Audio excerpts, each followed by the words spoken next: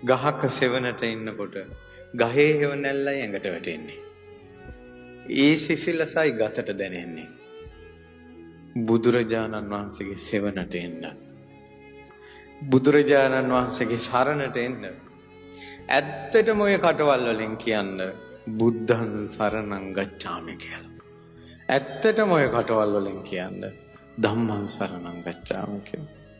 ඇත්තටම ඔය කටවල් වලින් කියන්න සංඝං සරණං ගච්ඡාමි කියලා.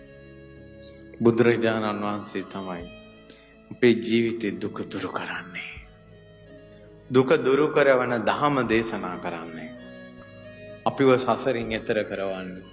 විශ්වාසයේ තියන්න අපි ගැන නෙවෙයි. බුදුරජාණන් වහන්සේ ගැන. ඒ ධහම ගැන විශ්වාස කරන්න රහතන් වහන්සේලා ලබාගත් ශාන්තිය ගැන. ඕමුත් අන්ත දුක් විඳලායි බුදුරජාණන් වහන්සේ ළඟට ආවේ. මිනී මරුවෙක් බුදුරජාණන් වහන්සේ ළඟට ආවා. මිනී මරුවන් අතර හිටපු අඟුලිමාල රහතුන් අතරට ගියේ බුද්ධං සරණං ගච්ඡාමි බුදුන් සරණ ගිය නිසා.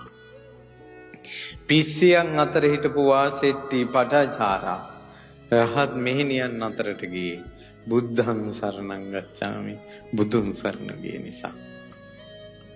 අම්බපාලී වගේ ජීවිතේ වරද්දාගත්ත ගැහැණියන් රහත් මෙහෙණින් වහන්සේලා අතරට ගියේ බුද්ධං සරණං ගච්ඡාමි බුදුන් සරණ ගිය නිසා. යමෙක් ලොවේ සුවපත් වූයේ නම් ඒ හැම බුදු හිමි සරණ ගියෝ. ඒ නිසා මෙයා නිතර බුදු ගුණ අහන්න. ඔය හිතේ එන දුක බුදු ගුණෙන් නිවා ගන්න. බුදුරජාණන් වහන්සේ ගැන අහලා. බණපද ආහහ දුක නිවා ගන්න. රහතන් වහන්සේලාගේ ජීවිතය ගැන අහලා දුක නිවා ගන්න. පරණ වැරදි අමතක කරන්න.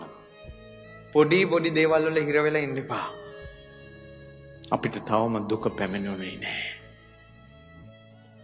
අපි කොයි විදිහට මැරෙයිද කියලා කවුද දන්නේ? කුණු කානුවක වැටිලාද පාරේද? ඇඳේ කුණු වෙලාද? අපි දන්නවද? දුක තාම ආවේ නැහැ. ඒ නිසා දැම්ම තිසරණේ බලවත් කරගන්න. දැම්ම ජීවිතේ සාන්තිය හදාගන්න. වැරදි අඩුපාඩු හදාගන්න. පන්සිල් පද පහ රැක ගන්න බලන්න. ලොකු දේවල් නැතත් අපි කොච්චර මහ ලොකුවට කතා කළත් ওই ළමයිනොත් එක සංවිධාන තාවතින්